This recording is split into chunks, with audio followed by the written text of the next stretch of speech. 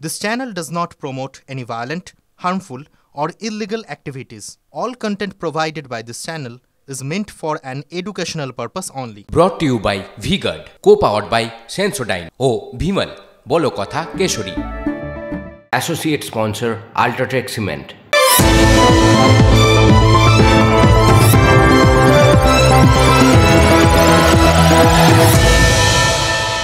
কমল কুমার মজুমদারের লেখা গৌতম ঘোষতার থেকে সিনেমা করেছিলেন অন্তর্জলী যাত্রা। মুক্তি পেয়েছিল 1987 সালে। নদীর পাড়ে মৃত্যু পথযাত্রী এক থুত্থুরে বুড়ো শুয়ে রয়েছেন আর অপেক্ষা করছেন কখন মৃত্যু আসবে। তার মুখে গঙ্গা জল টল সব দেওয়া হয়ে গেছে, হরিনাম সংকীর্তন চলছে, খোল করতাল বাজছে। বৃদ্ধ চোখ বুঝলেই সাজানো চিতায় তাকে তোলা হবে, যাতে স্বামীর সঙ্গে সহমরণে যেতে পারেন তার অল্প বয়সী স্ত্রী। এটা নি ওইটা ইনভার্টার এসি। আপনি তো গ্যাম্বলার, তাই না? গ্যামলার? জুয়া খেলেন না? তুমি জুয়া খেলো? না, যা খুশি বলে যাচ্ছে। এত দামি আর ডেলিকেট এসি কিনে স্টেবিলাইজার যদি না নেন, সেটা জুয়া নয় তো কি মজাই? শুধু একটা ফ্লাকচুয়েশন আপনার ইনভার্টার এসির পার্টস ড্যামেজ করতে পারে। তাকে V-Guard দিয়ে সুরক্ষিত রাখুন। V-Guard, India's #1 stabilizer. অন্তর্জলী যাত্রার এই দৃশ্যের পাশাপাশি প্রথম যে ছবিটা দেখলেন সেটা উত্তর 24 পরগনার হিঙ্গলগঞ্জের দুলদুলির পুকুরিয়া আদিবাসী প্রাইমারি স্কুলের পড়ুয়ারা ক্লাসরুমের মধ্যে কেন মাথায় ছাতা দিয়ে বসে আছে এটা ভাবছিলেন তো? ওরা মাথায় ছাতা দিয়ে বসে আছে কারণ ওপর থেকে কখন চাঙড় খসে পড়বে তার ঠিক নেই। আর যদি চাঙড় নাও পড়ে, টুকরো টাকরা নিয়মিতই পড়ে বৃষ্টির ফোঁটার মতো, তাই জন্যই ছাতা। স্কুলের অবস্থাটা ওই থুত্থুরে বুড়োর মতোই, এই যায় সেই যায় দশা আর কি। এবার যখন তখন চাঙড় ঠাঙড় ভেঙে পড়লে এই ছাতা বাঁচাতে পারবে তো, নাকি ওই যতটুকু হয় একটু মাথা টাথা যদি বাঁচে, আরও ভালো হতো বোধহয় হেলমেট পরে থাকলে। দেখে মনে হচ্ছে না আমাদের শিক্ষা নামক বিষয়টাও ওই রকম একইভাবে অন্তর্জলী যাত্রায় চলছে? এর সঙ্গে ধরুন নিয়োগ কেলেঙ্কারি, উত্তরপত্র কেলেঙ্কারি, এই সমস্ত কিছু পরপর যেগুলো নিয়ে পশ্চিমবঙ্গের মানুষ খাবি খাচ্ছে।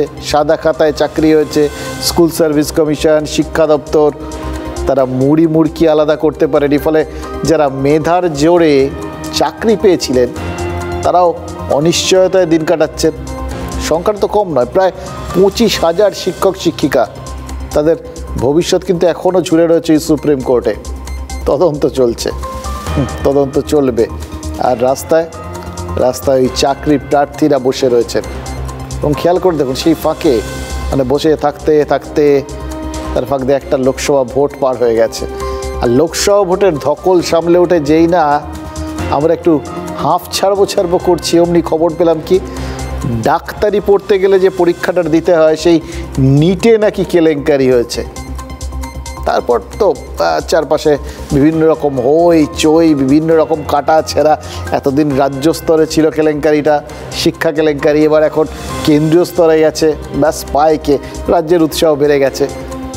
2 দিন কেটেছে কি কাটেনি, মরার ওপর খাঁড়ার ঘায়ের মতো আবার খবর এলো কলেজে চাকরি পেতে গেলে যে পরীক্ষাটা দিতে হয় সেই ইউজিসির নেট যেটাকে বলে আর কি, সেই নেটে নাকি প্রশ্নপত্র ফাঁস হয়েছে। এবং তার ফলে সাত তাড়াতাড়ি মানে পরীক্ষাটার 24 ঘন্টার মধ্যেই পরীক্ষাটা বাতিল করে সিবিআই তদন্তের নির্দেশ দিয়ে দিল কেন্দ্র। জানানো হয়েছে যে আবার পরীক্ষা নেওয়া হবে। কবে হবে পরীক্ষা সেটা এখনও জানানো হয়নি। ফলে আরেক প্রশ্ন নিশ্চয়তা, আবার সেই মরণ ফাঁদের মুখে গিয়ে পড়া। ভাবুন তো একবার, যাদের ডাক্তার বা অধ্যাপক হওয়ার কথা তারা ডাক্তার বা অধ্যাপক হলে কি হতো? যারা ডাক্তার হতেন তাদের হাতে আমাদের প্রাণ বাঁচানোর দায়িত্ব বর্তাতো। যারা অধ্যাপক হতেন তাদের ওপর আমাদের জীবন তৈরির দায়িত্ব বর্তাতো। আমরা শিক্ষিত হতাম, জীবন তৈরি হতো, ভবিষ্যৎ ঠিকঠাক হতো। এবার তারাই যদি টাকার বিনিময়ে পিছনের দরজা দিয়ে সুযোগ পেয়ে যায় তাহলে কি হবে ভাবতে পারছেন? এমনিতে অবশ্য অযোগ্য শিক্ষক দেখে অভ্যস্ত এ রাজ্যের মানুষ। আমাদের রাজ্যের মানুষের কাছে উত্তরটা কিন্তু ওই প্রশ্নের খুব সহজ। ধরা পড়লে চাকরি বাতিল, আর ধরা না পড়লে ওই টাকা দিয়ে পাশ করা ডাক্তারের হাতে চিকিৎসা করানো বা টাকা দিয়ে পাশ করা অধ্যাপকের কাছে পড়াশুনো করা, এটা ছাড়া তো আর কোনো গতি নেই। আর তাহলে এই পরিষ্কার সিচুয়েশনটাকে এইভাবে আমরা দেখতেই পারি যে আমাদের সামনে টাকা নিয়ে কিছু লোক মৃত্যু ফাঁদ পেতে দিয়েছেন, সেটা জীবন বা ভবিষ্যৎ যার জন্যই হোক, যে ফাঁদে পা দেওয়া ছাড়া আমাদের আর কোনো উপায় নেই।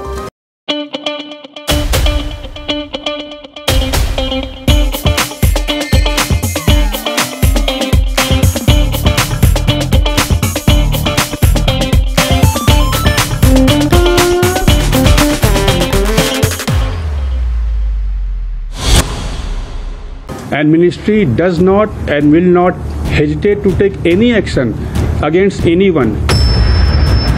और प्राइमा फेसी ये अपीयर हुआ था कि exam it might have compromised. Compromise, সোজা কথায় পরীক্ষায় দুর্নীতি, কথাটা বলতে হচ্ছে খোদ কেন্দ্রীয় শিক্ষা মন্ত্রককে।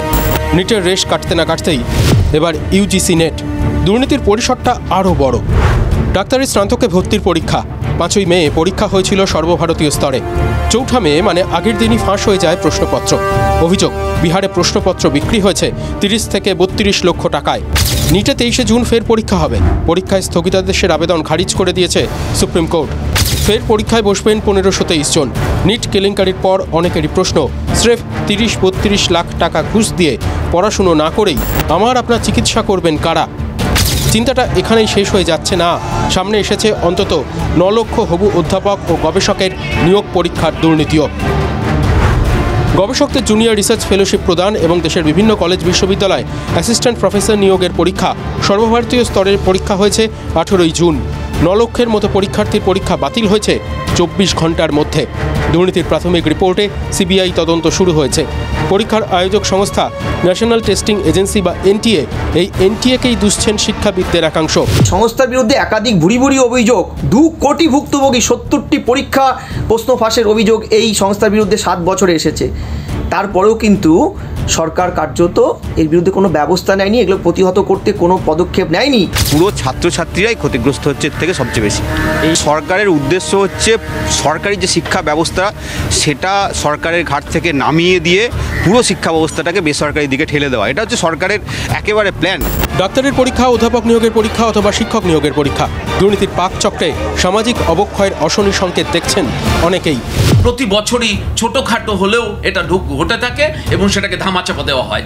আর যেন আমরা ধামাচাপা দেওয়ার চেষ্টা না করি। শিক্ষার অঙ্গনে যদি এই চোর ডাকাতের উপদ্রব বন্ধ না হয় তাহলে কিন্তু আমরা অচিরেই ডুবে মরব। দুর্নীতির রোগটা ছোঁয়াছে, সঙ্গে কি দুর্নীতির কৌশলটাও? প্রতি বছর জুন আর ডিসেম্বরে ইউজিসি নেট পরীক্ষা হতো। 2023 ডিসেম্বর পর্যন্ত নেট পরীক্ষা হতো কম্পিউটারে দেওয়া প্রশ্নের উত্তরে 4টে অপশান থাকতো। সঠিক একটি উত্তরে ক্লিক করতে হতো পরীক্ষার্থীকে। এবার প্রথমবার জুনের নেট পদ্ধতিতে বদল করা হয়েছে। আয়োজক সংস্থা জানিয়েছিল ওএমআর শিটে পরীক্ষা হবে। জুন পর্বের ইউজিসি নেট হওয়ার কথা ছিল 16ই জুন।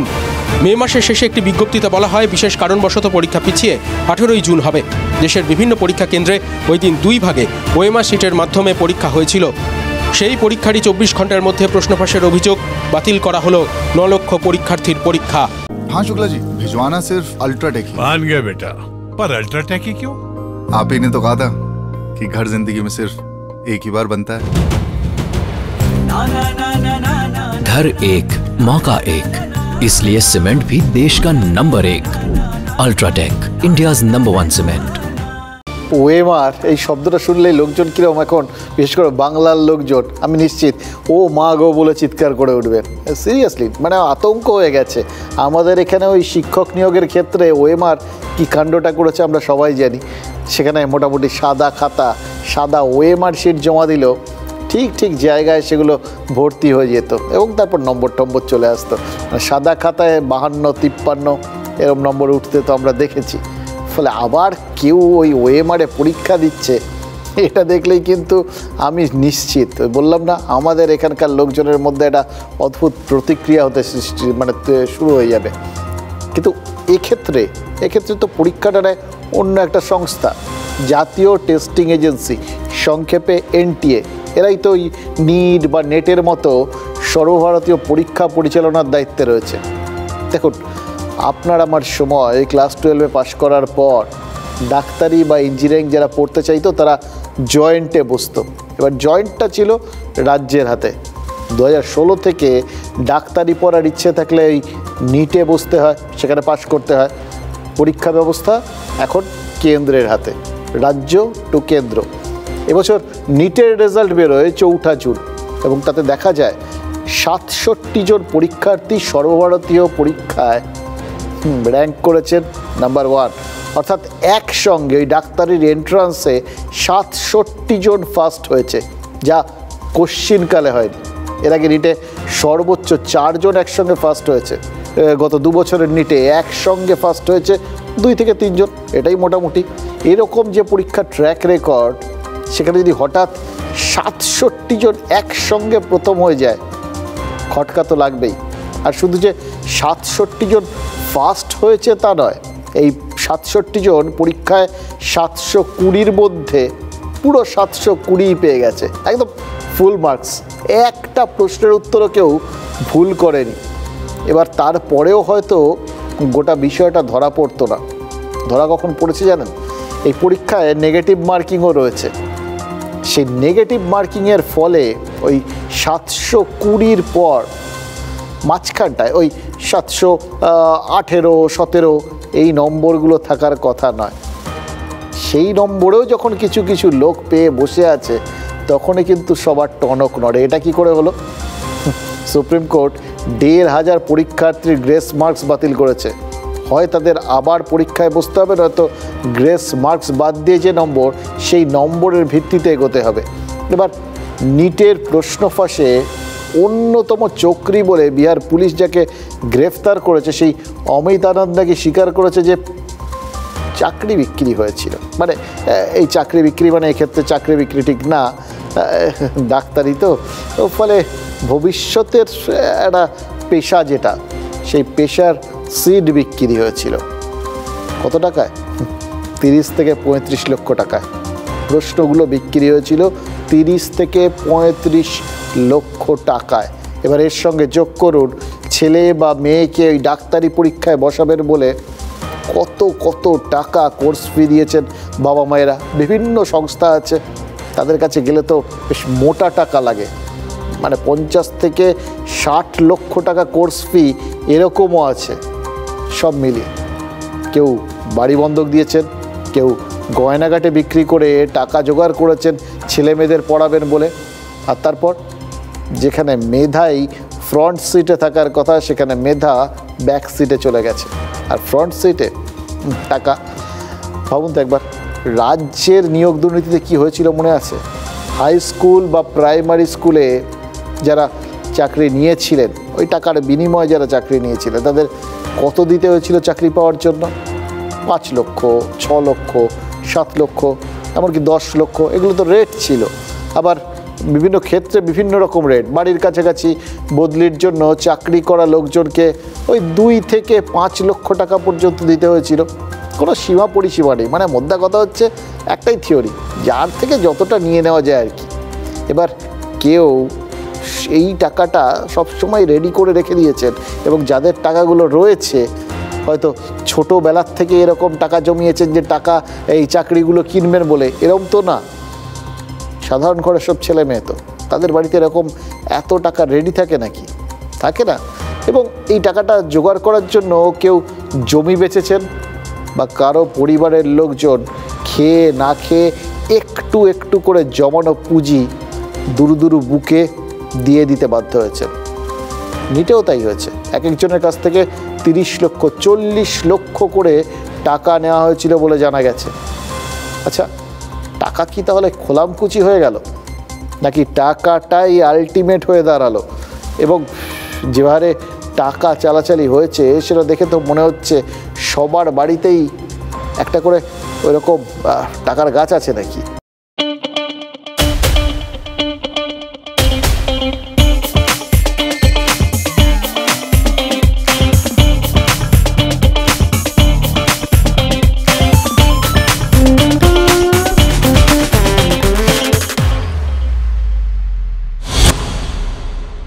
ঝাড়া দিলেই টাকা পড়ে, মজা করে বলছি, কিন্তু আসল ছবিটা তো তার নয়। ওই যে বললাম না, মধ্যবিত্ত নিম্ন মধ্যবিত্ত পরিবারের লোকজন কিভাবে যে এই টাকাগুলো জোগাড় করে সেটা সবসময় বোঝা যায় না।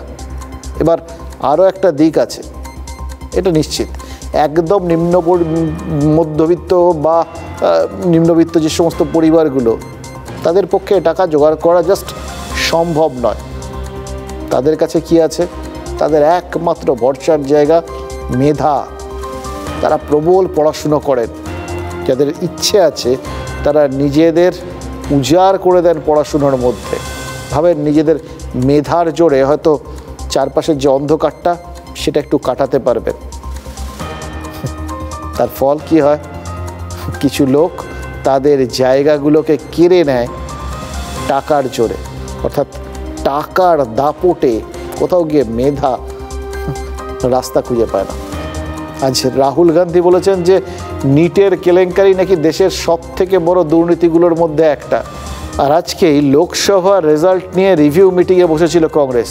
তার আগে এই কেলেঙ্কারির অভিযোগে বিজেপিকে বিততে চেয়েছিলেন রাহুল, পেয়ে গেছেন একটা হাতের চান্স, এটা কি আর ছাড়েন এরকম সময়। তার মধ্যে তারা একটুখানি আপ মুডে রয়েছেন, অনেকটা তাদের সিট বেড়েছে। কিন্তু ভাববেন না যে বিষয়টা এরকম একতরফাই হয়েছে। কংগ্রেসের মনে হলো, রাহুলের মনে হলো অ্যাটাক করে গেলেন, বাকি আর কেউ কোথাও নেই।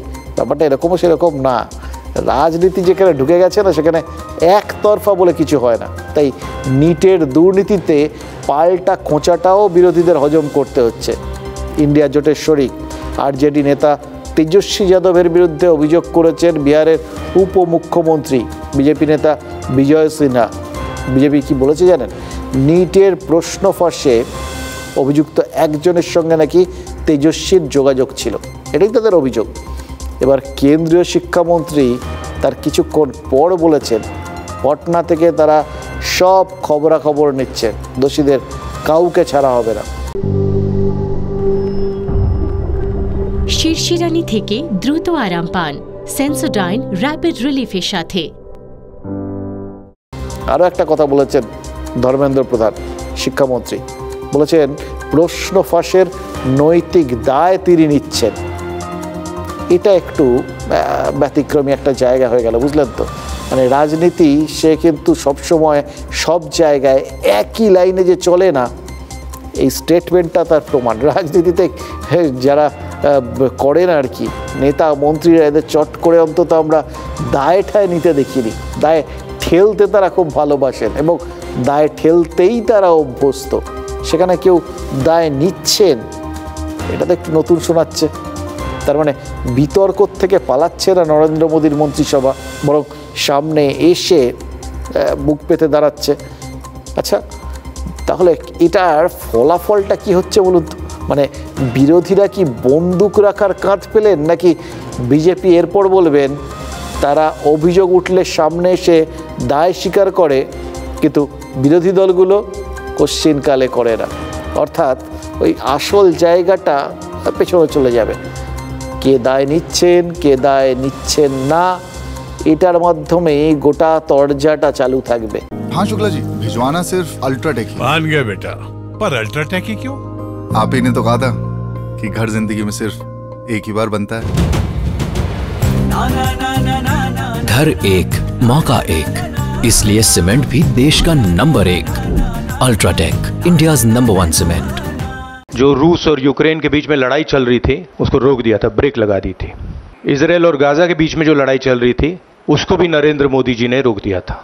मगर किसी न किसी कारण जो हिंदुस्तान में पेपर लीक हो रहे हैं उसको नरेंद्र मोदी रोक नहीं पा रहे हैं या रोकना नहीं चाहते हैं। नुकसान स्टूडेंट्स का होता है, जो हिंदुस्तान के स्टूडेंट्स हैं, आपके फ्यूचर से खिलवाड़ किया जा रहा है। उस समय जब मंत्री यहाँ के तेजस्वी यादव जी थे, तेजस्वी जी अपने आप सचिव प्रीतम कुमार के संदर्भ में स्पष्ट करें कि वो आज भी उनके आप सचिव हैं। सत्ता में रहते हैं तब भी नियुक्ति में घोटाला करते हैं, और सत्ता से बाहर रहते हैं तब भी नियुक्ति को प्रभावित करने का खेल खेलते हैं। We are taking responsibility. We have to rectify the system. Very soon we will come out with dates. We'll see how student will be less burdened with the examination, but quality and transparency will be there. Nitish কুমারের JDU এর সঙ্গে 2.5 বছর বিহারে জোট সরকার পরিচালনা করেছে RJD. তখন পূর্ত দপ্তর ছিল এই তেজস্বী যাদবের হাতেই। তো যে অভিযুক্তের সঙ্গে তেজস্বীর যোগসাযোগের অভিযোগ করছে বিজেপি, সেই অভিযুক্ত হচ্ছে বিহারের ওই পূর্ত দপ্তরের ইঞ্জিনিয়ার। এই যোগসূত্রেই ইন্ডিয়া জোটকে বিজেপি যদি নিটের সঙ্গে জুড়ে দিতে পারে তাহলে তাদের কতটা লাভ আছে, অনেকটা লাভ আছে। প্রথমত যাদব রাজনীতি এখনও কবজা করতে পারেনি বিজেপি। উত্তরপ্রদেশে যাদব আর মুসলিম ভোটের জোরেই বিজেপিকে কিন্তু এবার ধাক্কা দিয়েছেন অখিলেশ। বিহারে আরজেডি বেশি সিট না পেলেও যাদব ভোট কিন্তু অক্ষুণ্ণ রেখেছে। ফলে তেজস্বীর ভাবমূর্তিকে যদি একবার প্রশ্নের মুখে ফেলে দেওয়া যায় তাহলে ওই যাদবদের কোথাও গিয়ে একটু কনফিউজ করে দেওয়ার একটা সুযোগ রয়েছে বিজেপির। 2, নিট কেলেঙ্কারি নিয়ে কেন্দ্রের বিরুদ্ধে বিরোধীরা যে অভিযোগ করছে সেই অভিযোগের আঙুলটা খানিকটা হলেও তাদের দিকেই ঘুরিয়ে দেওয়া যাবে। আর 3, এটা খুব ইম্পর্টেন্ট, পশ্চিমবঙ্গের মতো রাজ্য যেখানে এত বড় একটা নিয়োগ দুর্নীতি হয়েছে সেখানে শাসক তৃণমূলের বিরুদ্ধে বিজেপি নেতাদের আর মুখ বন্ধ রাখতে হবে না। এই লেটেস্ট ঘটনাগুলোর পর তো নর্মাল কোর্সে তাদের বিরুদ্ধে সবাই রেড়ে করে ঝাঁপিয়ে পড়েছিলেন, শাসক দলও এক পেশে বলে যাচ্ছিলেন।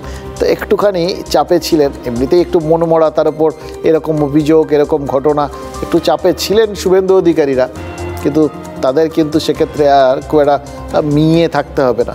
শুভেন্দু অধিকারী কিন্তু আজকেই বলেছেন রাজ্যে 2 কোটি মানুষ তাদের ভোট দিয়েছেন, তাই যত রকমের দুর্নীতি হয়েছে, কেলেঙ্কারি হয়েছে, সব কিছু নিয়ে কথা বলার অধিকার তাদের রয়েছে। অধিকার আর কে কেড়েছে? কিন্তু নিট কেলেঙ্কারি, বিরোধী দল নেতা বলেছেন যে নিটের ব্যাপারে যা বলার বলবেন ওই কেন্দ্রীয় শিক্ষামন্ত্রী। অর্থাৎ এর মধ্যেও একটা রাজনৈতিক সূক্ষ্ম চাল।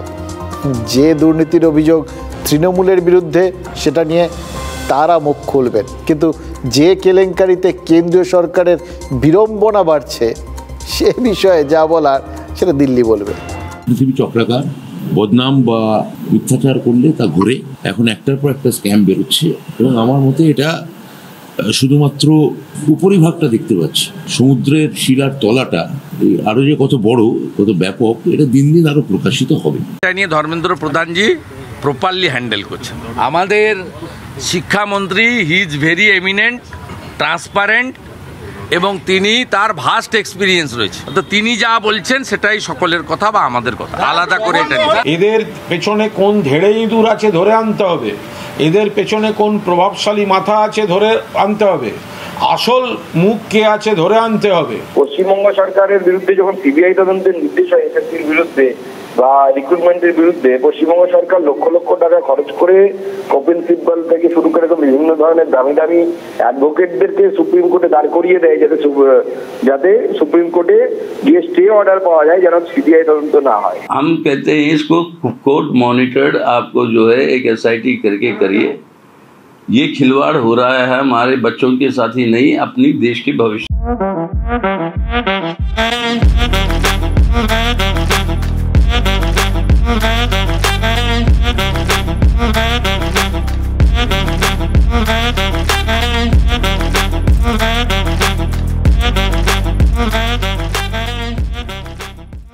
এই ব্রাত্য বসুর কথা শুনে কিরকম মনে হলো না? মানে এই প্রশ্ন তো কেউ তুললেও তুলতে পারেন যে চালুনি সূচের বিচার করছে না তো। মানে এইটার সবথেকে বড় কারণ হচ্ছে রাজ্যের শিক্ষা দুর্নীতি আর কেন্দ্রের দুটো পরীক্ষার বেনিয়ম, এই দুটো কি কখনো এক হতে পারে? আর বিষয়টা যখন জানাজানি হতেই কেন্দ্র তদন্তের নির্দেশ দিয়ে দিয়েছে তখন ব্যাপারটা কি করে একরকম হবে বলুন তো? আদালত তো মাঝখানে দাঁড়িয়ে নিটের বিষয়টা পর্যবেক্ষকের ভূমিকা পালন করছে। এবার মনে হতেই পারে একটা ব্যবস্থায় গণ্ডগোল হয়েছে, সেটা দ্রুত শুধরে নেওয়ার চেষ্টা হচ্ছে, সেটাতে কেন্দ্রও সামিল, দায় তারা নিচ্ছে।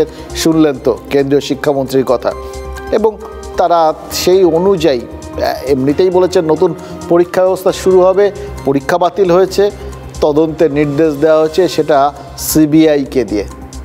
সিবিআই তদন্ত তো আমাদের এখানে খুব পরিচিত একটা বিষয়, মুশকিলের জায়গাটা তো অন্য জায়গায়। এখানে রাজ্যের এই যে শিক্ষা নিয়োগ দুর্নীতি যেটা, সেটাতে প্রাক্তন মন্ত্রী, বিধায়ক, কামলা প্রচুর লোক জড়িয়ে আছেন, তারাই নাকি দুর্নীতির লালন পালন করেছেন বলে অভিযোগ উঠেছে। ফলে তাদের বিরুদ্ধে যে সিবিআই তদন্ত হচ্ছে সেটা দেখিয়ে তারা কি বলবেন যে এই তো আমাদের এখানেও সিবিআই তদন্ত হচ্ছে? সেটা কিন্তু এ রাজ্যের নেতারা বলবেন না। তার কারণ এই সিবিআই তদন্তটা তারা চাননি, এটা আদালতের নির্দেশে হয়েছে। এবং সবথেকে বড় কথা, এই সিবিআই তদন্তের বিরুদ্ধে তারা বহুবার আদালতের দ্বারস্থ হয়েছেন, বহু ক্ষেত্রে দ্বারস্থ হয়েছেন। ফলে এক যাত্রায় পৃথক ফল সেটা কিন্তু হচ্ছে, এটা কিছুতেই এড়িয়ে যাওয়া যাবে না। তবে হ্যাঁ, তার সঙ্গে সঙ্গে একটা অদ্ভুত জিনিস হচ্ছে, মানে যেটা সমস্ত ক্ষেত্রে দেখি, এক্ষেত্রেও দেখছি। শুনলেন তো কুণাল ঘোষ বলছিলেন ধেরে ইঁদুরকে খুঁজতে হবে, প্রভাবশালীকে কে আছে সেগুলো বার করতে হবে, এই যাবতীয় এই নিট নেট এগুলোর পেছনে কারা রয়েছে, আসল মাথাকে ধরে আনতে হবে। এই কথাগুলোই আসলে এতদিন ধরে তাদের শুনতে হয়েছে, এখন তারা সেগুলো ফেরত দিচ্ছেন। এই অবধিও ঠিক আছে, ওখানেও গণ্ডগোল হয়েছে, ওর পেছনেও ওই ধেরে ইঁদুর, বড় মাথা, প্রভাবশালী যেই থাকুন তাকে খুঁজে বার করা তো খুব জরুরি।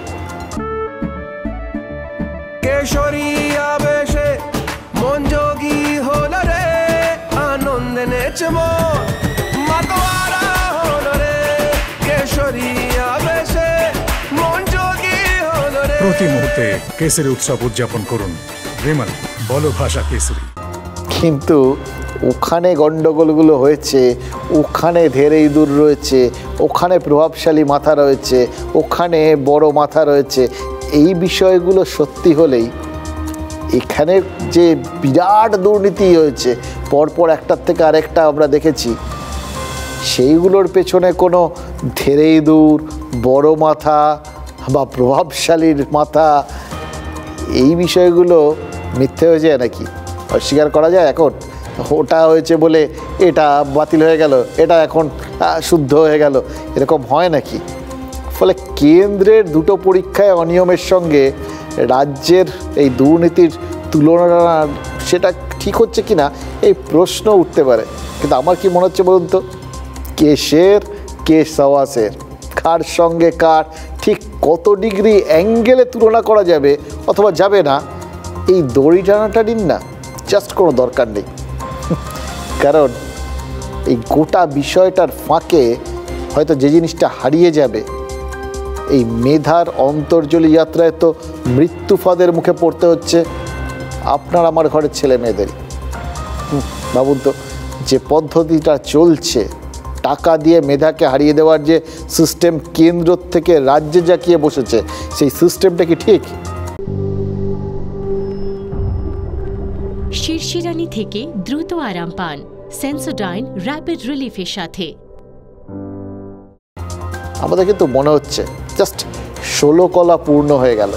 মেধাকে ব্যাক সিটে পাঠিয়ে টাকাকে ফ্রন্ট সিটে বসানোর ক্ষেত্রে কেন্দ্র আর রাজ্য একদম এক জায়গায় রয়েছে। রাজ্য থেকে কেন্দ্র না কেন্দ্র থেকে রাজ্য, এটা আমরা পরে ভাববো। শুধু জানি বৃত্তটা কমপ্লিট হলো, আর তার ফলে শিক্ষা ব্যবস্থা শুধু যে ভেতরে ভেতরে ফোঁপড়া হয়ে যাচ্ছে তা না, একেবারে ডকে উঠে যাচ্ছে। অবশ্য পড়াশুনো একা ডকে উঠেছে বিষয়টা এমনও নয়, আমাদের অনেক কিছুই ডকে উঠেছে। এবং তার ফল কি জানেন? ওই বললাম আমাদের এখানে একটা মৃত্যু ফাঁদ তৈরি হয়েছে মেধার জন্য, একটা না, ভুল বলেছিলাম, অনেকগুলো মৃত্যু ফাঁদ আমাদের আশেপাশে তৈরি হয়ে রয়েছে, আরও অনেক রকম মৃত্যু ফাঁদ, যেগুলো নিয়ে আরও কিছু কথা বলতেই হবে। যে কথাগুলো আজ আপনারা জানেন, না বললেই নয়।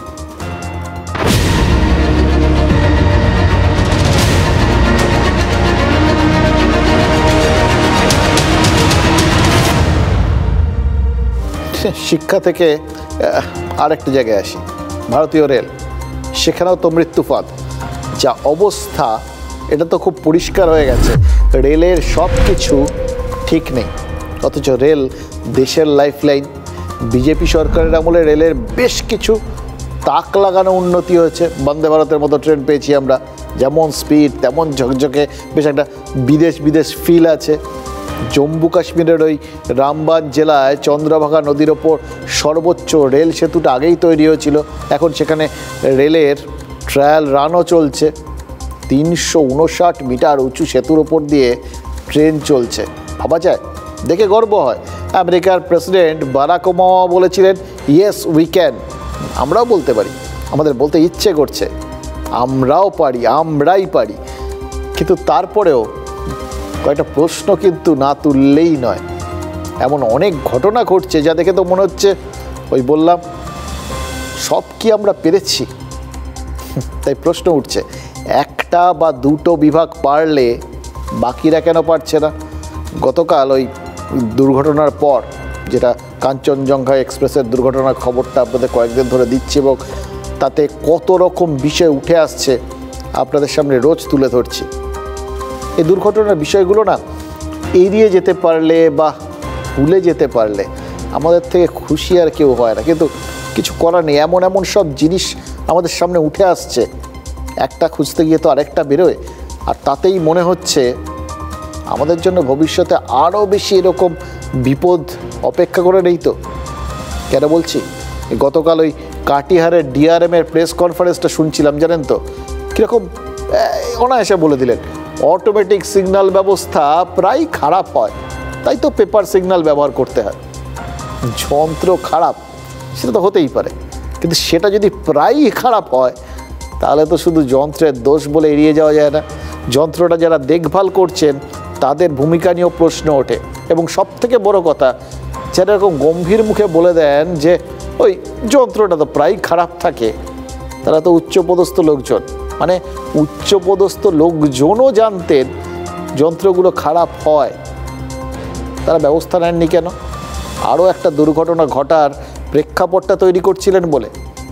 দেখুন, উত্তরবঙ্গের মানুষজন বারবার, নর্মালি আমি দেখেছি, আমরা বহুবার উত্তরবঙ্গে গিয়ে ওই উত্তরবঙ্গে কনক্লেভ করেছি, নর্থ বেঙ্গল কনক্লেভ, উত্তরের খোঁজে আমরা নাম দিয়েছিলাম। জানতে চেয়েছিলাম ওখানকার মানুষজন আমাদের রাজ্য সম্পর্কে কি ভাবেন, তারাও তো রাজ্যের একটা পার্ট, তাদের দাবি দেওয়া চাহিদা সেগুলো কীরকম। এবং অদ্ভুতভাবে দেখেছিলাম উত্তরবঙ্গের মানুষজন বারবার, উত্তরবঙ্গ নামটার ক্ষেত্রেও কিন্তু তারা আপত্তি জানিয়েছেন, কারণ তারা বাংলার মানুষ, এ রাজ্যের মানুষ। এইভাবে উত্তরবঙ্গ দক্ষিণবঙ্গ বলে ভাগ করে দেওয়াটাও তাদের কাছে যেন কোথাও গিয়ে একটা বিভেদের সীমারেখা, তারা সেটা চান না। তাই আমরা ধরে নিচ্ছি ওই উত্তর দিকে এই পাহাড় অঞ্চলের যে মানুষজন, সেই তাদের কথাটা আর কি, তারা কিন্তু বারবার একটা জায়গায় আঘাত করেন, একটা জায়গা তাদের বুকের ভেতর বিঁধে রয়েছে, জানেন তো, সেটা বঞ্চনার অভিযোগ, রাজ্য সরকারের বিরুদ্ধে বঞ্চনার অভিযোগ। রেলও কি উত্তরবঙ্গকে একইভাবে দুয়োরানি করে রেখেছে? দেখুন, একটা পরিসংখ্যান দেখছিলাম, সেখানে কিন্তু মানে ভাবিয়ে তোলার মতো পরিসংখ্যান। বাংলার বড় বড় রেল দুর্ঘটনা যেগুলো হয়েছে না, সেগুলোর বেশিরভাগই ওই উত্তরবঙ্গে হয়েছে। সোমবার মুখ্যমন্ত্রীও তো ওই গাইসাল রেল দুর্ঘটনার কথা টেনে বলেছিলেন যে ওই জায়গাটা ব্ল্যাক স্পট। কোন জায়গাটা? 2 বছর আগে জলপাইগুড়ি দোমোহনীতে একটা অ্যাক্সিডেন্ট হয়, 8 রেলযাত্রী মারা যান। সেই দোমোহনী থেকে রাঙাপানি হয়ে দিনাজপুরের গাইসাল 134 কিলোমিটার মোটামুটি, তার মধ্যে 3খানা অ্যাক্সিডেন্ট স্পট। সত্যি যদি ব্ল্যাক স্পট হয় তাহলে তো কারণগুলো খোঁজা দরকার। উত্তরবঙ্গের এই অঞ্চলটা বাংলাদেশ বর্ডারের কাছে, পাশেই অন্য রাজ্যের সঙ্গে সীমানা, নাশকতা হচ্ছে কিনা তা নিয়েও তো নজরদারি দরকার। সেখানে রেলের লোকজনের মধ্যেই দেখছি অদ্ভুত একটা গা ছাড়া মনোভাব। একটা দুর্ঘটনা ঘটলো, তদন্তের আগেই চালককে দোষী সাব্যস্ত করে দিল রেল বোর্ড, দায় ঠেলে দেওয়া হলো। আমরা প্রথম থেকেই প্রশ্ন তুলছিলাম, দোষীকে যদি তদন্তের আগেই খুঁজে ফেলা হয় তাহলে তদন্তে খোঁজাটা কি হবে? আজ রেলের জয়েন্ট অবজারভেশন রিপোর্টটা হাতে পেলাম, জানেন, সেখানে এনজেপির চিফ লোকো ইন্সপেক্টর লিখেছেন, দোষ শুধু চালকের, এটা বলতে তার আপত্তি আছে। তিনি রাঙাপানির স্টেশন মাস্টারকেও কাঠগড়ায় তুলেছেন। কেন? যেটা আপনাদের গতকালও বলেছিলাম সেটাই তিনি লিখেছেন। সোমবার সকাল 5:50 থেকে অটোমেটিক সিগন্যালিং সিস্টেমটা মুখ থুবড়ে পড়েছিল। ওই কাঞ্চনজঙ্ঘা বা মালগাড়ি যখন রাঙাপানি পেরোয় তখন কিন্তু বেশ কয়েক ঘন্টা কেটে গেছে। দুটো ট্রেনকেই পেপার ক্লিয়ারেন্স দেওয়া হয়, কিন্তু দুই চালককে পেপার ক্লিয়ারেন্সের ঠিক ফর্মটা দেওয়া হয়নি বলে জানিয়েছেন রেলের ওই আধিকারিক। তবে এটাও ঠিক, যে ফর্মই দেওয়া হোক, কাগজে ছাড়পত্র দেওয়া হলে কোনো মতেই ট্রেনের গতি ঘন্টায় 78 কিলোমিটার হওয়ার কথা নয়। তাহলে এই স্পিডটা উঠল কি করে? জেনে বুঝে কেউ তো নিজেকে মৃত্যু মুখে টেনে নিয়ে যাবেন না। তার মানে আরও কোনো মাঝখানে আরও কোনো ফ্যাক্টর আছে নাকি? একটা না, দোস্তা হলে অনেকগুলো মাথার। हाँ शुक्ला जी, भिजवाना सिर्फ अल्ट्राटेक ही। मान गया बेटा, पर अल्ट्राटेक ही क्यों? आप ही ने तो कहा था कि घर जिंदगी में सिर्फ एक ही बार बनता है। घर एक मौका एक, इसलिए सीमेंट भी देश का number 1। UltraTech, India's number 1 cement. তাদের কেয়ারলেসনেসের জন্য, তাদের অপদার্থতার জন্য অ্যাক্সিডেন্ট হচ্ছে, এতগুলো মানুষ মারা গেছে। সেখানে নিজেদের দায়িত্ব ঘাট থেকে নামিয়ে দেওয়ার জন্য একজন রেলের চালক, যাকে এক্সট্রা ডিউটি করতে হয়েছে, তার স্ত্রী নিজে বলছেন, তিনি মারা যাওয়ার পর তাকে দোষী সাব্যস্ত করা হচ্ছে তদন্ত শুরু হওয়ার আগে। তার মানে উত্তরের ওই নির্দিষ্ট অঞ্চলটায় এরকম মৃত্যুফাঁদ ভবিষ্যতেও পাতা থাকবে। কারণ যদি মাঝে মধ্যেই সিগন্যাল খারাপ হয়, যদি অনেক মাথা নিজেদের কাজটা ঠিকমতো না করতে অভ্যস্ত হয়ে থাকেন, তার নিরাপদে ওই জায়গা পেরিয়ে যেতে পারবেন তো ভবিষ্যতে। রেলের বিভিন্ন জোনে কি এরকম অনেক মাথা নির্দিষ্ট কাজটা করছেন না? ইদানিং কিন্তু রেলযাত্রী মাত্রেই অভিযোগ করছেন ট্রেন বিরাট লেটে চলছে। রেলের ওয়েবসাইটও বলছে বেশ কিছু ট্রেন 3 ঘন্টা, 4 ঘন্টা, এমনকি 5 ঘন্টা দেরিতেও চলছে। এবার এইটা অতীতে শোনা যেত, জানেন তো। তারপর একটা সময় হয়েছিল যখন মোটামুটি ট্রেনগুলো টাইম টেবিল মেনেই চলতো। ফলে এখন কিন্তু সেই নির্দিষ্ট সময়ে নির্দিষ্ট জায়গায় পৌঁছানোর হিসেবটা মাথায় রেখেই এখন দেখতে হচ্ছে, এবং যার জন্য এই লেটে চলার অভ্যেসটা এখনও গা সওয়া হয়ে গেছে বলতে পারছি না, নতুন করে এগুলো গায়ে লাগছে। এবং তার থেকেও বড় কথা কি জানেন, অনেক সময় অন্তিম স্টেশনে পৌঁছানোর আগেই ট্রেন থেমে যাচ্ছে। একটা সময় রাতের দিকে আমরা যখন কলকাতা শহরে বাসে যাতায়াতগুলো করতাম তখন দেখতাম, আর যারা এখনও যান বা সেই সময় যেতেন তারাও সবাই জানেন, যত দূর যাওয়ার কথা বাস তত দূর যায় না, মাঝ রাস্তায় দাঁড়িয়ে পড়ে বলে যে আর যাবে না। এরকম বহুবার হয়েছে, এখনও হয়। আজকাল ট্রেনেও নাকি সেরকম হয়ে গেছে, গন্তব্যে পৌঁছানোর আগেই নাকি দাঁড়িয়ে যাচ্ছে। ধরা যাক ট্রেন হাওড়া যাওয়ার কথা, থামিয়ে দেওয়া হচ্ছে সাঁতরাগাছিতেই, এবং বেশিরভাগই আবার গভীর রাতে। একে দেরি, তারপর সাঁতরাগাছির মতো স্টেশন, ওখানে নেমে তো রাত্রিবেলা খাবি খেতে হচ্ছে যাত্রীদের। আচ্ছা, এত ফাঁদ যদি চারপাশে পাতা থাকে, আমরা বাঁচব কী করে বলুন তো?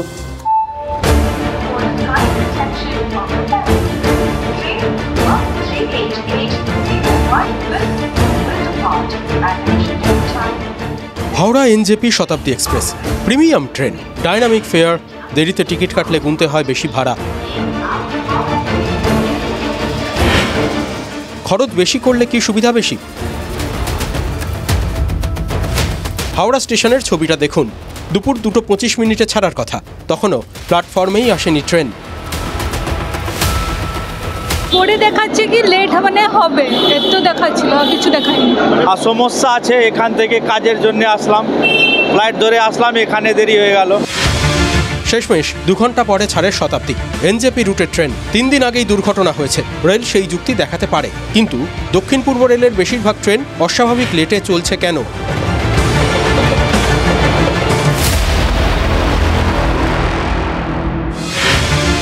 দীঘা হাওড়া তাম্রলিপ্ত বা কান্ডারি এক্সপ্রেসের কথাই ধরা যাক। হাওড়া দীঘা কান্ডারি এক্সপ্রেস সন্ধে 5:50 দীঘায় ঢোকে।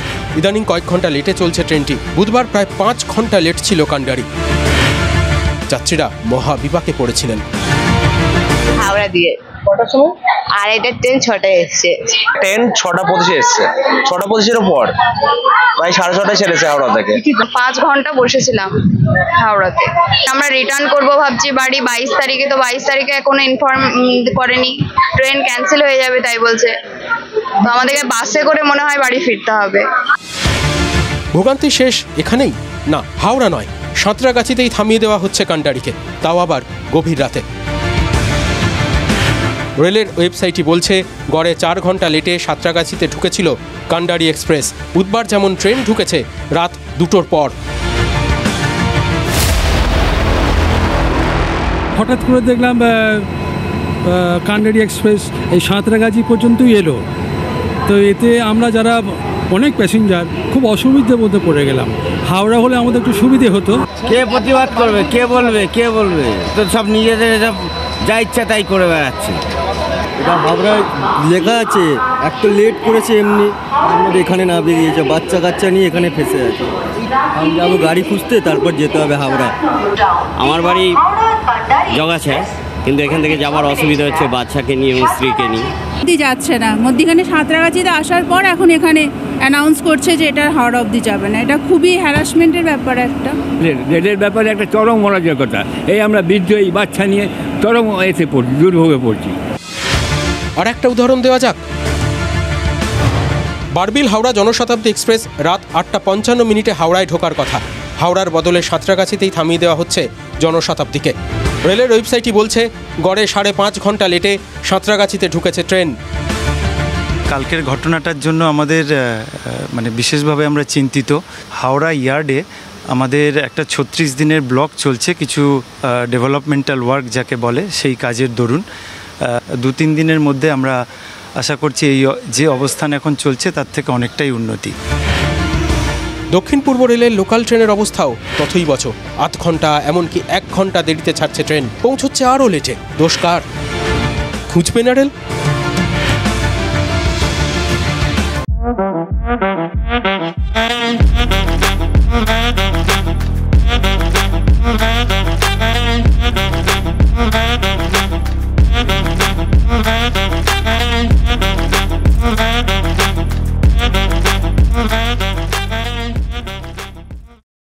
আপনাদের এটা হাতে গরম তথ্য দিই, এই জাস্ট এক্ষুনি খবরটা এসে পৌঁছলো।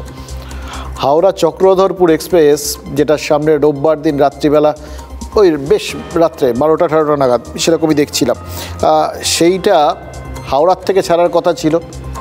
নামেই তো বুঝতে পারছেন, হাওড়া চক্রধরপুর।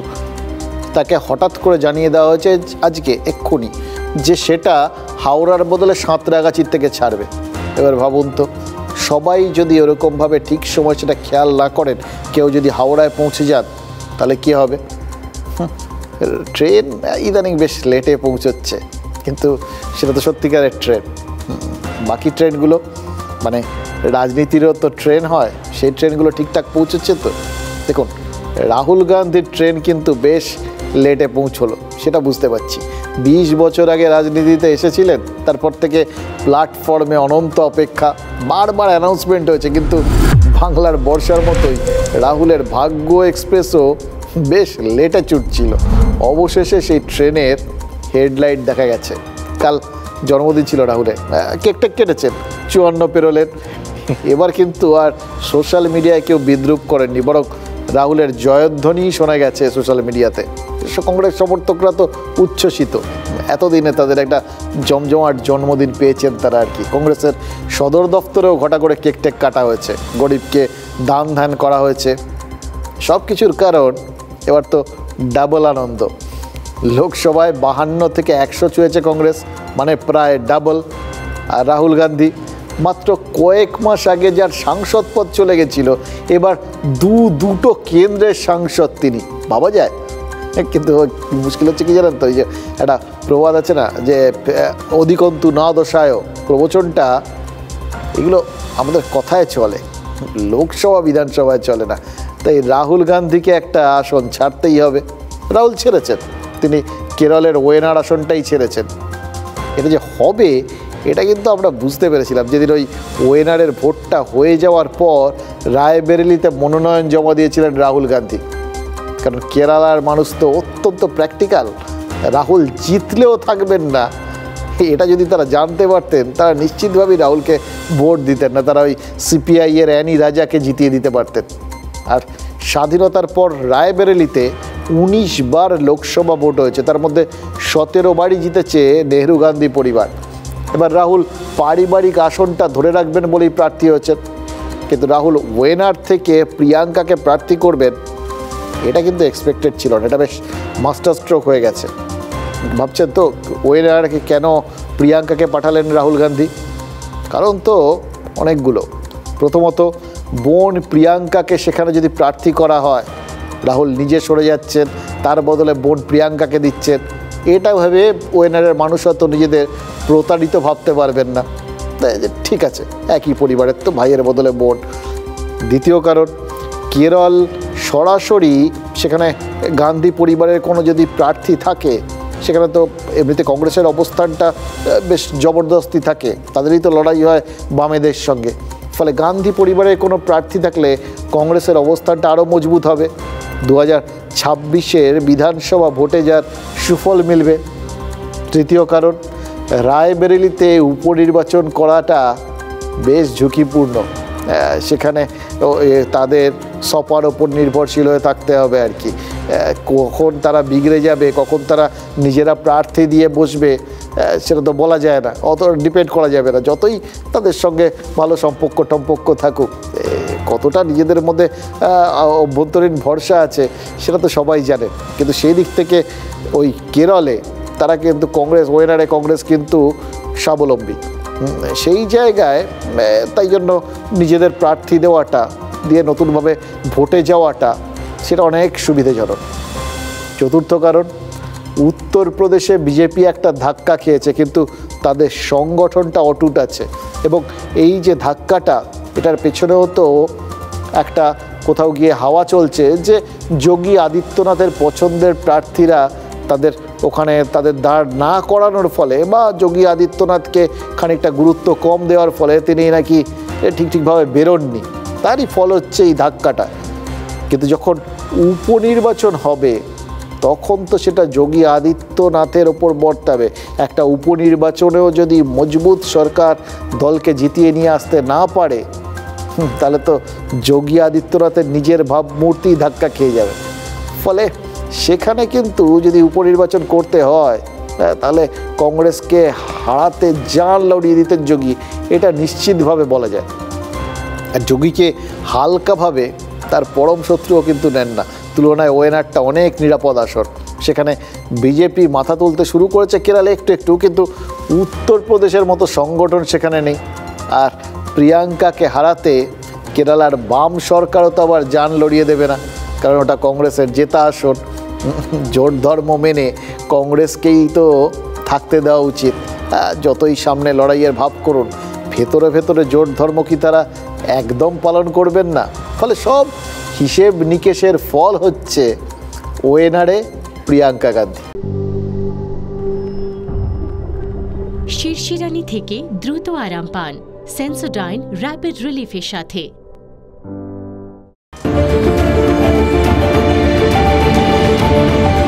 কেরলের ওয়েনার ভারতের এমন লোকসভা কেন্দ্র যেখানে ভোটে জিতলে ডাবল সুখ, সাংসদ হওয়ার সুখ সুবিধে তো রয়েছে, তার সঙ্গে এমন নির্বাচনী ক্ষেত্র, রাজনৈতিক কর্মসূচি করলেও বেড়াতে যাওয়ার আনন্দ মেলে। গত 5 বছর এই ডাবল আনন্দ ভোগ করেছেন রাহুল গান্ধী, কিন্তু এখন ডাবলেরও ডাবল হয়ে গিয়েছে। রাহুল রায়বেরেলি থেকেও জিতেছেন, অতএব একটি আসন ছাড়তেই হতো। রাহুল রায়বেরেলিকে রাখলেন আর ওয়েনারকেও ছাড়লেন না, বোন প্রিয়াঙ্কাকে সেখান থেকে প্রার্থী করলেন।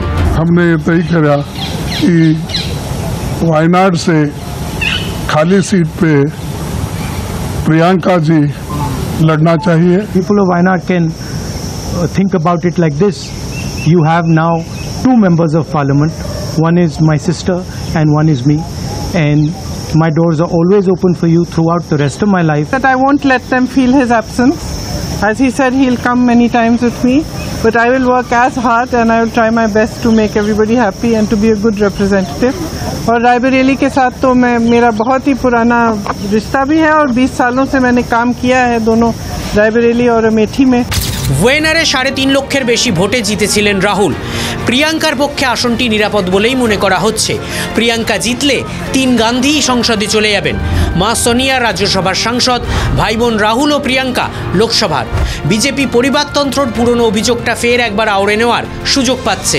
राहुल गांधी जी ये समझ गए हैं कि जो जीत तो इनको मिल गई है उत्तर प्रदेश में कुछ सीटों पर समाजवादी पार्टी के वोट के बल पर, अब वहाँ पर उपचुनाव कराने से उनकी सीट पर खतरा आ सकता है, क्योंकि वो जानते हैं कि वो वोट फिर से मिले ना मिले, और वहाँ पर भारतीय जनता पार्टी तुरंत चुनाव के बाद फिर से मजबूत हो चुकी है। तो इसीलिए उत्तर प्रदेश में कोई रिस्क लेना नहीं है, तो बहना को केरला भेज दिया, वायनाड भेज दिया और वहाँ की सीट छोड़ दी। पर ये वायनाड की जनता के साथ कितना बड़ा धोखा है, सोचिए। Not about whether Priyanka Gandhi is going or not going, but how does Rahul Gandhi square up the fact that he deceived the people of Wayanad, got a mandate from them in good faith, and now is betraying them? And this is not the kind of politics. Now, many politicians have contested from multiple seats. There is no prohibition on that. But everybody who does contest in 2 seats makes it open, transparent, and honestly shares this with both the people of both the constituencies. রাজনীতির ময়দানে প্রায় 20 বছর রয়েছেন প্রিয়াঙ্কা। 2004 সালে যখন দাদা রাহুল প্রার্থী হচ্ছেন, তখন প্রিয়াঙ্কা মায়ের কেন্দ্রে প্রচার শুরু করেছিলেন। 20 বছরের অভিজ্ঞতা সঞ্চয়ের পর প্রিয়াঙ্কা নিজেই এবার ভোটে লড়বেন। স্বামী রবার্ট ভদ্রা তো স্বপ্ন দেখতে শুরু করে দিয়েছেন। আজ প্রিয়াঙ্কা, কাল তিনি। जब भी मेरे से पूछा गया कि आप सक्रिय राजनीति में कब भाग लेंगे, तो मैंने हमेशा बोला कि प्रियंका के संसद में भाग लेने पर, उनको सांसद के रूप पर देखने पर, उसके बाद मैं शामिल हो सकता हूं। ইন্ডিয়া জোটের অন্যতম শরিক বামেরা অবশ্য এই সিদ্ধান্তে বেশ বিরক্ত। ছাড়ারই যখন ছিল তখন লড়া কেন, এই প্রশ্ন তো শুরু থেকেই তুলছে বাম শিবির। তবে সিপিআই প্রিয়াঙ্কার বিরুদ্ধে প্রার্থী দেবে, কারণ না হলে কংগ্রেস বিরোধী ভোট বিজেপিতে চলে যাওয়ার আশঙ্কা রয়েছে। সার্বিক ফল আশানুরূপ না হলেও কেরলে অস্তিত্বের জানান দিতে শুরু করেছে বিজেপি, তাতে সিঁদুরে মেঘ দেখছে বাম ও কংগ্রেস। মজাটা দেখলেন, প্রিয়াঙ্কা প্রার্থী হয়েছেন, এবার রবার্ট ভাদ্রাও উসখুস করতে শুরু করে দিয়েছেন। কেরালার কোন আসন নিয়ে নাকি এখন কানাঘুষো শুরু হয়ে গেছে। এটা যদি সত্যি হয় তাহলে কিন্তু বিজেপি অফিসে খুশির হাওয়া বয়ে যাবে, এটা আপনাদের গ্যারান্টি দিয়ে বলতে পারি। কারণ এমনিতেই ওই ভোটে দাঁড়ানোয় প্রিয়াঙ্কাকে নিজের সম্পত্তির হিসেব নির্বাচন কমিশনকে দিতে হবে। তার কাটাছেঁড়া করার জন্য বিজেপি তো ছুরি কাচি নিয়ে বসেই রয়েছে। এবার তার উপর যদি রবার্ট ভাদ্রাও ওই ভোটে লড়েন, তাহলে তো পদ্ম পার্টির পোয়া বাড়ো। ভাদ্রার সম্পত্তির হিসেব তো বিজেপি 2004 থেকে কষে রেখেছে। এবার গোটা বিষয়টা একটু অন্য দিক থেকে দেখুন। প্রিয়াঙ্কা গান্ধী ভাদ্রার শ্বশুরবাড়ি উত্তরপ্রদেশের মোরাদাবাদে। তিনি 20 বছর ধরে রায়বেরেলিতে প্রচার করছেন। গত 5 বছর ধরে উত্তরপ্রদেশের সংগঠন সামলাচ্ছেন। 2017-এ প্রশান্ত কিশোরের প্রস্তাব ছিল যে প্রিয়াঙ্কাকে মুখ্যমন্ত্রী মুখ করে উত্তরপ্রদেশে লড়ুক কংগ্রেস। রাহুল গান্ধী মানেননি, উত্তরপ্রদেশেও কংগ্রেস জেতেনি। 2022-এ প্রিয়াঙ্কাকে উত্তরপ্রদেশে মুখ করে লড়েছে কংগ্রেস। স্লোগান ছিল লড়কি হুঁ, লড় সকতি হুঁ। যদিও সেবার ওই যোগী আর অখিলেশের দ্বৈরথে প্রিয়াঙ্কা দাগ কাটতে পারেননি। এবার প্রিয়াঙ্কাকে বারাণসীতে প্রধানমন্ত্রী নরেন্দ্র মোদীর বিরুদ্ধে প্রার্থী করার দাবি উঠেছিল, হয়নি সেটা। কিন্তু ভোটের পর এই ধন্যবাদ সভায় রাহুল দাবি করেছিলেন যে প্রিয়াঙ্কা বারাণসীতে লড়লে মোদী নাকি 2.5 লক্ষ ভোটে হারতেন। তার মানে যার মোদীকে হারানোর ক্ষমতা রয়েছে তাকে কেরালে পাঠানো হলো। কেন পাঠালেন? এবার প্রিয়াঙ্কাকে উত্তরপ্রদেশ থেকে, তাহলে যিনি ওরকম একটা জবরদস্ত ক্যান্ডিডেট, তাকে উত্তরপ্রদেশ থেকেই দূরে সরিয়ে দেওয়া হলো। কেন হলো? কারণ উত্তরপ্রদেশ তো এখনও হাতে আসেনি কংগ্রেসের, সেখানে জোড়া ফলা থাকলে আরও তো সুবিধা হতে পারত। নাকি হাতে আসার আগেই উত্তরপ্রদেশ যাতে বেহাত না হয়ে যায় সেই জন্যই প্রিয়াঙ্কাকে দক্ষিণে সরানো হলো। আচ্ছা, প্রিয়াঙ্কার হঠাৎ এরকম বদলি হলে উত্তরপ্রদেশে কংগ্রেস কর্মীদের ফোকাসটা সেটা তো দক্ষিণ ভারতে শিফটও হয়ে যেতে পারে, তাই না? কে কোথায় করবেন শিফট তারাই ভাবুন, আমরা বাংলায় ফোকাস করি। এখানকার নেতাদের ফোকাস সেটাও কিন্তু খুব জবরদস্ত একটা জিনিস। কখন কোন দিকে যে যাবে কেউ জানে না। তো শুভেন্দু অধিকারীর ফোকাস এই মুহূর্তে কি, সেটা তো নর্মালি বললে বাংলায় বিজেপিকে ক্ষমতায় আনা। हाँ शुक्ला जी, भिजवाना सिर्फ अल्ट्राटेक ही। मान गया बेटा, पर अल्ट्राटेक ही क्यों? आप ही ने तो कहा था कि घर जिंदगी में सिर्फ एक ही बार बनता है। घर एक मौका एक, इसलिए सीमेंट भी देश का number 1। UltraTech, India's number 1 cement. সত্যি কি সেটাই ফোকাস, নাকি ফোকাসের অন্য জায়গাও রয়েছে? মানে অভিষেক বন্দ্যোপাধ্যায়কে নিশানা করাটাও কি তার ফোকাসে নেই? তিনি বিজেপির বঙ্গ বিজয় যুদ্ধে নেতৃত্ব দিচ্ছেন, নাকি বিজেপির বাহিনীকে নিজের যুদ্ধক্ষেত্রে টেনে নিয়ে যাচ্ছেন? এই প্রশ্নটা তো উঠবে। রাজভবনের সামনে এই যে ধর্ণা দিতে অনড় ভূমিকা নিয়েছেন শুভেন্দু, কেন এত অনড় তিনি? অভিষেক ওখানেই ধর্ণা দিয়েছিলেন বলে? তাতে বাংলার বিজেপির রাজনৈতিক লাভ কি খুব বেশি হবে? ঘর ছাড়া যারা রয়েছে ঘরে ফিরবে।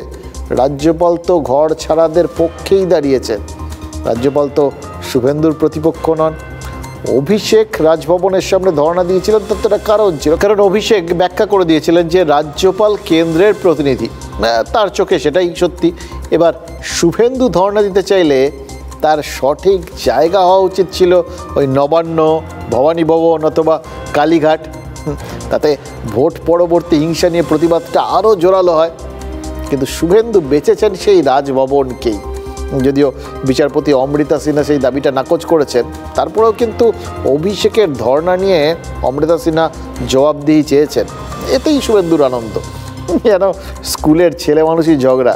আচ্ছা, রাজনীতিতে কোনটা বেশি ইম্পর্টেন্ট, দলগত গোল না ব্যক্তিগত লক্ষ্য? প্যাচে পড়েছে। আজকে কলকাতা হাইকোর্ট বলেছে যে তৃণমূল এবং ভাইপো কেন বসেছিল 144 ধারা ভেঙে তার রিপোর্ট দিতে। এবারে বিনীত গোয়েল রিপোর্ট দিক। তো আমরাও তো কোনো বিচারপতির কাছ থেকে জানতে চাই যে যাদের মধ্যে রাজনৈতিক পক্ষপাত দোষ দেখা যাচ্ছে, তো তারা একটু বুঝিয়ে বলবেন যে তাদের সঙ্গে কোনো রাজনৈতিক দলের পেছনে পেছনে গোপনে গোপনে পর্দার আড়ালে কি কথা চলছে। কাল হাইকোর্টে শুভেন্দু অধিকারীর আইনজীবী জানিয়ে দেবেন যে কোথায় তারা আলটিমেটলি ধর্ণাটায় বসতে চান। তাতেই কি প্রমাণ হয়ে যাবে যে শুভেন্দুর টার্গেট কি বা কে? তিনি কি ওই নিরামিষ ধর্মতলায় বসবেন, নাকি কালীঘাট নবান্নর মতো একটা জমজমাট লোকেশন বেছে নেবেন? এই পর্যন্ত সবটা বোঝার পরেও সেই পুরনো প্রশ্নটা তো ফিরে যেতেই হবে। এতে ঘর ছাড়াদের কি সুরাহা হবে? এ তো নেতাদের নিজেদের মধ্যে লড়াই হয়ে যাচ্ছে। অবশ্য বিপক্ষ টিমের ক্যাপ্টেনকে সরাসরি আক্রমণ রাজনীতিতে একটা কৌশল হতে পারে, কিন্তু তৃণমূলের ক্যাপ্টেনকে অভিষেক না মমতা? মানে বিজেপি যদি মিথে হাতুড়ি মারার রাজনীতি করে, তাহলে অভিষেক তো এখনও সেই মিথ নন। ধরুন মিথ ছিলেন জ্যোতি বসু, যাকে মমতা বন্দ্যোপাধ্যায় নিশানা করতেন। মিথ ছিল ব্র্যান্ড বুদ্ধ, যাকে মমতা বন্দ্যোপাধ্যায় ভেঙেছেন। এবার মমতা বন্দ্যোপাধ্যায় নিজেও তো এখন একটা মিথ। এই মিথ বিজেপি ভেঙে ফেলতে পারলেই নতুন মিথ তৈরি করাটা তাদের পক্ষে সম্ভব হবে। বাঙালির মনে এই ধারণাটা বসিয়ে দেওয়ার চেষ্টা বিজেপি অবশ্য বেশ কয়েক বছর ধরেই চালিয়ে যাচ্ছে। তাদের মধ্যে এটাই ধারণা আর কি, যে মানুষের মনে প্রতিষ্ঠিত ধারণাটা ভাঙতে না পারলে নতুন ধারণা তৈরি করা যাবে না। এবার মানুষের এই যাবতীয় ধ্যান ধারণা বদলের জন্য নেতারা মাঝে মধ্যে খুব উদ্গ্রীব হয়ে ওঠেন। মানুষের ধ্যান ধারণা হয়তো বদলায়ও, মানুষের পরিস্থিতি সেটাকে খুব একটা বদলায়? ভেবে দেখুন।